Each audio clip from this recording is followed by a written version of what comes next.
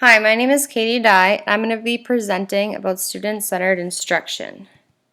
So what is student-centered instruction or student-centered learning? Student-centered learning refers to learning experiences, instructional approaches, and academic support strategies that are intended to address the learning needs, aspirations, interests, or cultural backgrounds of individual students or groups of students.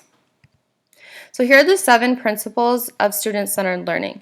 And I attached the chart to show you that the 7 different principles and how they're all centered around our student learning. So the first one I'm going to talk about is positive relationships. So that's when students have relationships with the adults and peers in their class, and they believe in them, they care about them, and they hold them to high expectations. The next principle is foundational needs met.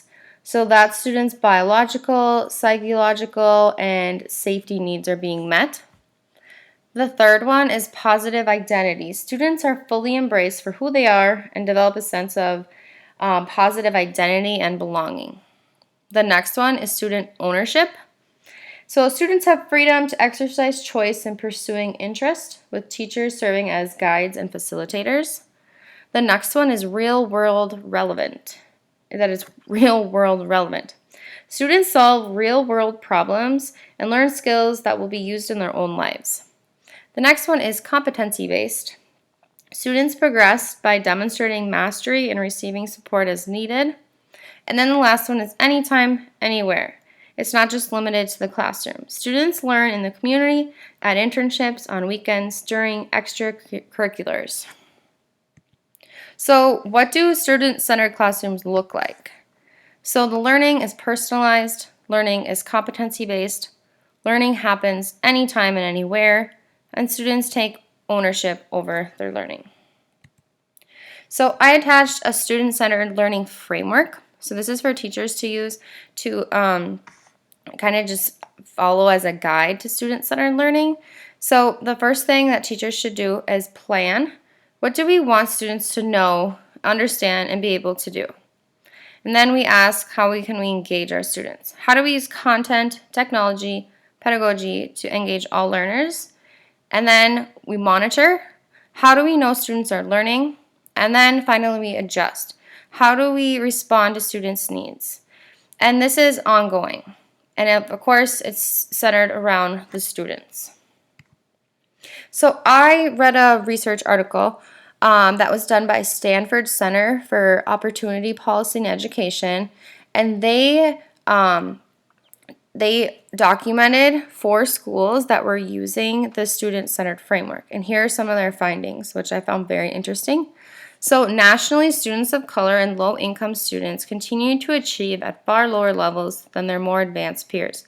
But these schools using student-centered learning are breaking that trend.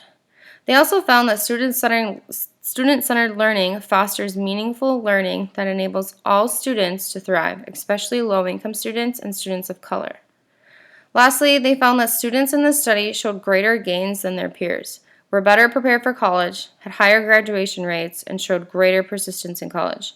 Student-centered learning proves to be especially beneficial to students whose parents have not attended college and those who are economically disadvantaged.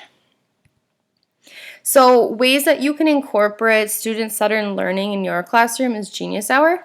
So Genius Hour is a time where students can explore and learn something of their interest. So they have the power of choice.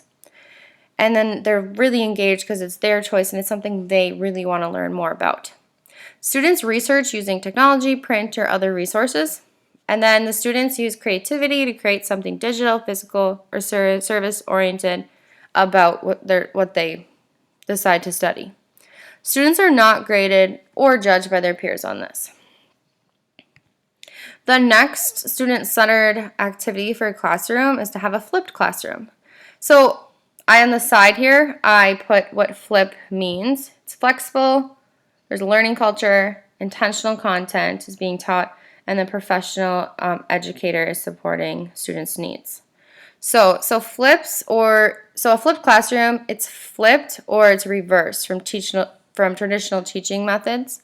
So the teacher delivers online instruction outside of the classroom, so like on Seesaw, YouTube, Google Classroom. And then the time spent in the classroom is doing exercises, projects, discussions, or other activities related to the concepts. And lastly, here are my references, and this is my presentation on student-centered learning. Thank you.